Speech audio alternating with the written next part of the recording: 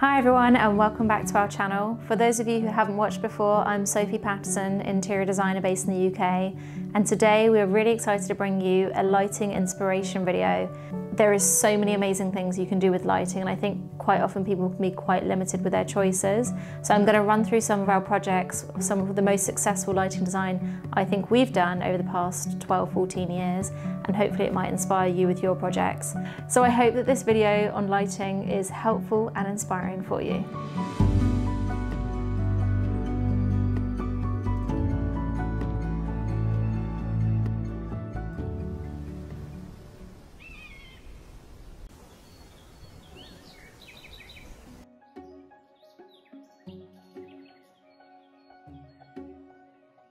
So behind me I have a bedroom in Chelsea that we designed a couple of years ago, and I chose this example because I think it does several things quite well and it sums up a lot of my rules into one image.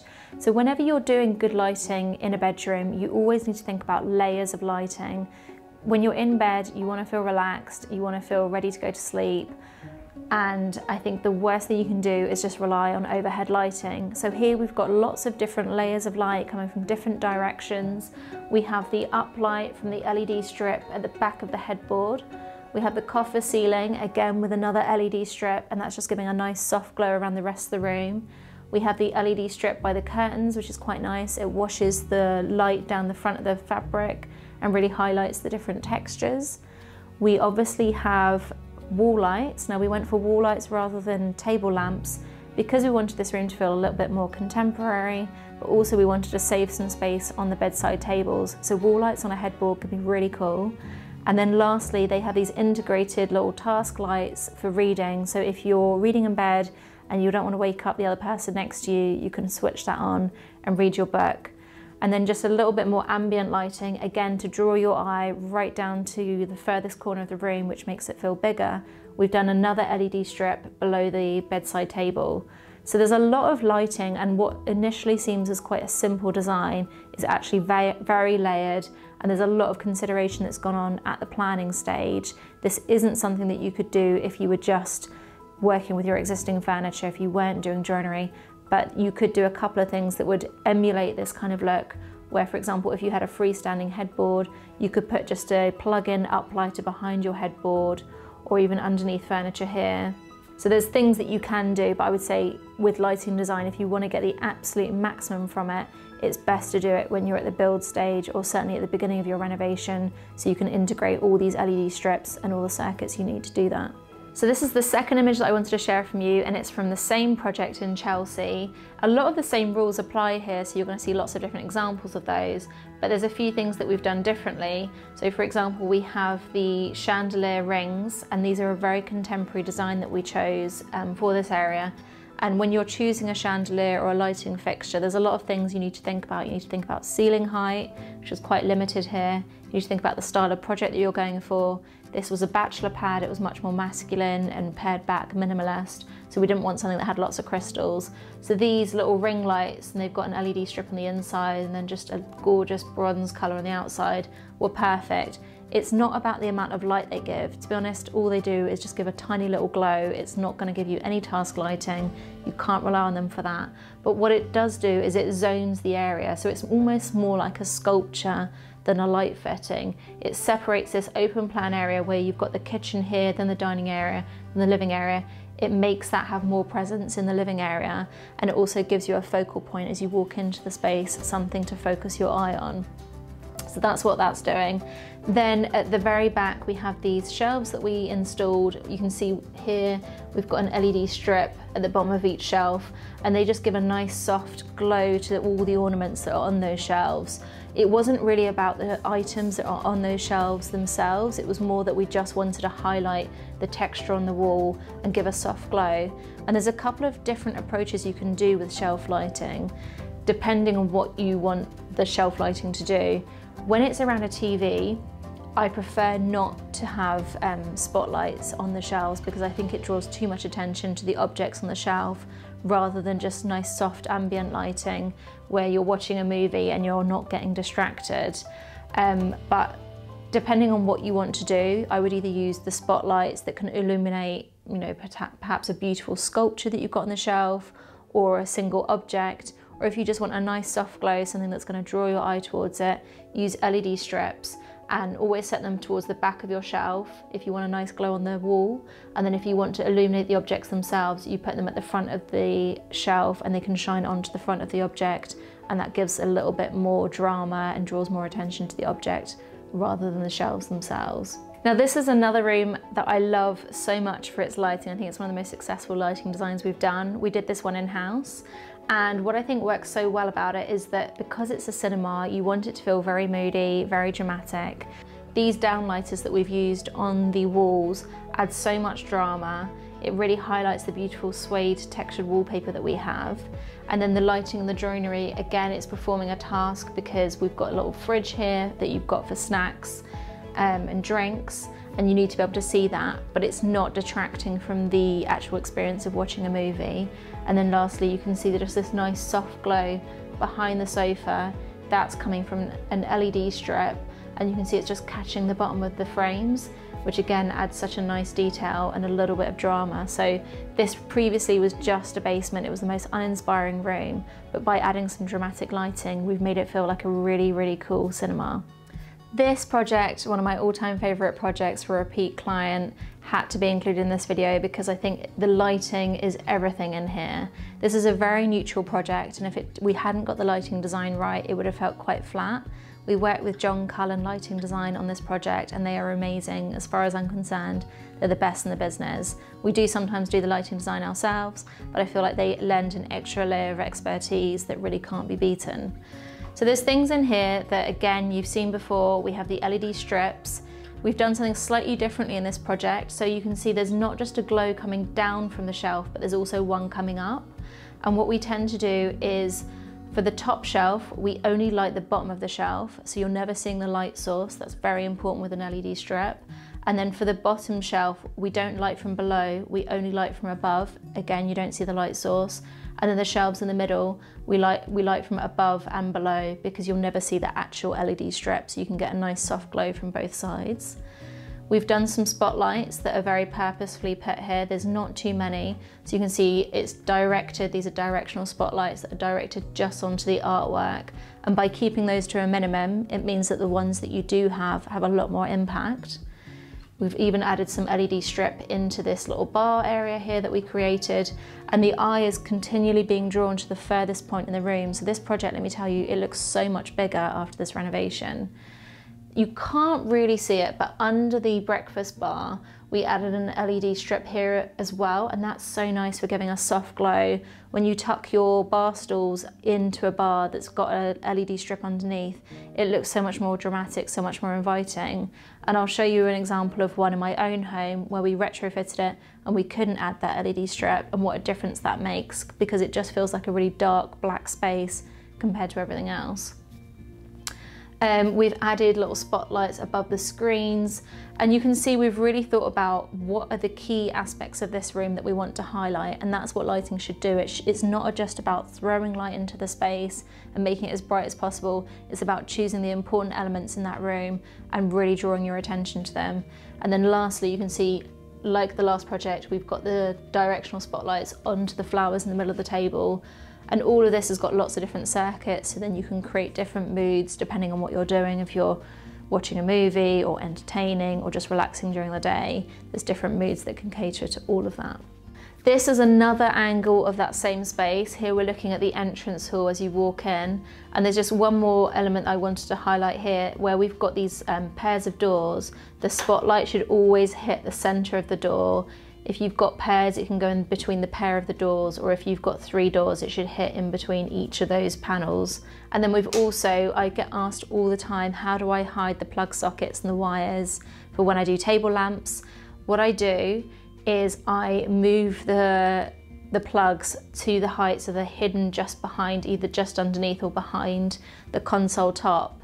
And then I will shorten the cable of the table lamp so that there's just enough slack that it can get plugged in, but it's not going to drag down. And then if we can't do that, if the client doesn't want to cut the cable for some reason, then I'll use a cable tie just to make that really tidy behind the console. But for me, if you had the plug down here and you had a cable dangling, that would completely ruin the whole look. So that's another very important thing to bear in mind. Even with your table lamps, just try and hide your cables as much as you can. Still in the same room, you can tell that I love this project. A couple of things to point out in this angle. We use this beautiful wall light installation from a supplier in France. Can't give away all my trade secrets, so please don't ask me where it's from. But what I love about it is that it gives a soft glow, and again, it's not about task lighting, but you can see it just illuminates behind these sculptural pieces and highlights all the suede wallpaper. We've also done a spotlight that directly hits on top of each of the side tables, and that looks so much more effective. Don't use a directional spotlight, have it go directly straight down onto the tabletop, and whatever's on there is just going to be bathed in light, and it almost creates like a kind of art installation feel. And the same thing applies to your coffee table. Have one spotlight that just goes straight down in the middle of the coffee table, and if you put some flowers there, it looks amazing, really, really dramatic. And then lastly, we've got a little uplighter that's hidden at the back of this olive tree, which is from my sister's company, Wildwood London. And I'll share them in the description link. And that's really nice to have light that's going up, because you don't always want light going the same direction. You don't want it always going down or always going out to the side. If you can get some that's going up as well, that feels really nicely balanced. I just spoke about this, so I thought I would give you an example of the said spotlight hitting the middle of the table, and how dramatic does that look. That's just some dried hydrangeas, but without the light hitting them, they don't look that special. Suddenly you add some light hitting straight on top of those flowers, and they look so much better. So that is the power of good lighting. I'd just like to say thank you to today's video sponsor, Tuft & Pour, for sharing some of their gorgeous products with us and sponsoring this video. Right now we're at one of my lovely clients' homes. We redesigned this house in Wentworth about 7 years ago, and Summer here is their family pet. So I'm with him today to demonstrate some of the new beds from Tuft & Pour. This bed here, this is called the Stella. This is one of the coolest beds I've ever seen. It almost looks like a sculpture. And I love how it's got this hard, scratchy finish on the outside. And then this one is the Kip. This is Summer's personal favourite. It's got this gorgeous, heavily textured, almost like a boucle fabric, and this round, simple disc design, which again is really pared back and will look great in any project, particularly a contemporary interior like we have here today. And now we've seen the beds, the last item I wanted to show you from the Tuft & Pour collection is the Cove litter box and shelter accessory. First of all, it's got this little detachable privacy screen which obscures the view, so it gives your cat a little bit of privacy while it's doing its business. And then you've got some of the cleaning accessories to use with the tray, which are all neatly contained in the side, and they've got their own separate section. And at SPI, we absolutely love animals, and lots of our clients have pets as well, so I'm always on the lookout for beautiful, chic products that work for all the family. And I think Tuft & Pour would be a great addition to any home. This bedroom is our bedroom at our home here, and this was all retrofitted. So this is an example of a project where if you don't want to rip out all the walls and you don't want to completely renovate the space, what you can do by moving the positions of the spotlights. I worked with John Cullen on the lighting design of my home, and you can see there's like very selective spotlights, and you can even see the fact that they're angled. So these ones angle down just onto the headboard, and they also highlight the pillows. That you can do if you have lots of circuits. If you didn't have other sources of light and circuits, you wouldn't want them hitting there because you'd be getting light on your face when you're lying down. But we have different circuits for when we're going to bed. We've also got some integrated reading lights, that's great for reading when you don't want the other person to wake up. And my absolutely favourite element in this room is this little light here that adds so much architectural interest. They call it the Lucchini, and it just is a tiny, tiny little light. You could either use it as a downlighter or an uplighter, but it throws light onto the window. And even though we don't have that much architectural interest in our windows, there's no sashes, there's no deep window reveal, it just suddenly feels so much grander and much more architectural. So that is something that's quite a key look for John Cullen, and that I was so happy to use in my own home. So I said earlier about an example where we weren't able to do an LED strip in the bar area, and this is my own home, so I can tell you what's wrong with it. This was all retrofitted, so I already had the kitchen, I had the floor, and I didn't want to rip out the kitchen or the joinery to be able to add an LED strip. But you can see everywhere else is beautifully lit. There's LED strip above here that's throwing light onto the cornice. There's downlighters throwing lovely light onto the texture of the cupboard doors. But this area here, it feels like a dark black space and it doesn't feel as inviting, and that's because we couldn't do what we wanted to do with a retrofit. Had I worked with a lighting designer from the very beginning, we would have definitely put an LED strip there. So that just shows you the difference between the two. This is a good example of lighting not with LED strip. I feel like I'm saying LED strip so much in this video. If you're like playing the LED strip drinking game, you're gonna be very drunk by now. But these are John Cullen. Again, this is my bedroom, and these are their Lucchini spotlights. You can see I spoke earlier about how they're in the window reveal. They also work really well in shelves. And even though this is around a TV, I decided that I wanted to use spotlights rather than the LED strip because these shelves are very narrow. I felt like it lended itself better to just having one object in each shelf, and it felt more dramatic if you had just that one singular object illuminated rather than having the strip go across the whole of the shelf. It wasn't really highlighting what I wanted it to. So that's quite a rare occurrence where we do use spotlights in a shelf rather than lighting the whole back of the shelf. And then again, I've done the LED running along the top of the unit, and in the same way that it does in a kitchen or anywhere that you do it, when it throws light onto the ceiling, it makes your ceiling feel taller. This is another Porta Romana light, and I'm going to talk to you a little bit about trends with table lamps and lighting fittings, but this is something that is very on trend. The gathered pleated shade is back, people. It used to be granny, it's not anymore, it's very cool. You'll see it in a lot of our projects, we push for it quite hard. I just love to have lots of different style of lampshades. I think if all of your lampshades look the same, it gets quite boring and repetitive. So on my bedside tables, I have just normal shades, they're not gathered. And then here I wanted to do a gathered pleated one, just to change it up a little bit, and I absolutely love it. Here, these light fittings I bought years and years ago in Paris, and I absolutely love them. They do throw a bit of a challenge, and this is something you should think about when you're lighting above a dining table and you've got a chandelier or something like this. They can cast quite unusual shadows, and we had a bit of a sort of challenge by getting light onto the objects on the table. I had quite a few of these little silver bushes that I love using, but we could only put one spotlight in between the two light fittings. Here you can see what happens if you put a light fitting too close to the chandelier. It can create some weird shadows. So that's just something to bear in mind. I wish that lighting manufacturers would add a little integrated spotlight. If they'd had an integrated spotlight here, that would have been amazing, because that would throw light exactly where you want it, as opposed to just the bulb in the middle of it, which just throws light out everywhere. But I didn't choose these fittings for the light that they would give. I just chose them because I like them as an accessory. They give them a kind of rustic feel to what was quite a contemporary space. But again, you can see how the eye is being drawn. I think the most successful thing in this room is the LED that we have in the shelves. I had these shelves already, but I couldn't retrofit it, so I had to have new shelves made. But it was definitely worth doing, because when you come into this space, that's the first thing you see, and it draws your eye right to the end of the room. It just looks really soft and really pretty, and I think it like totally changes the atmosphere of this space. This is a project in London that we did. This is the Mayfair project. It's on our website. Sadly, I did this before we started this YouTube series, so I haven't done a project tour. But this was the very first project we designed in conjunction with John Cullen.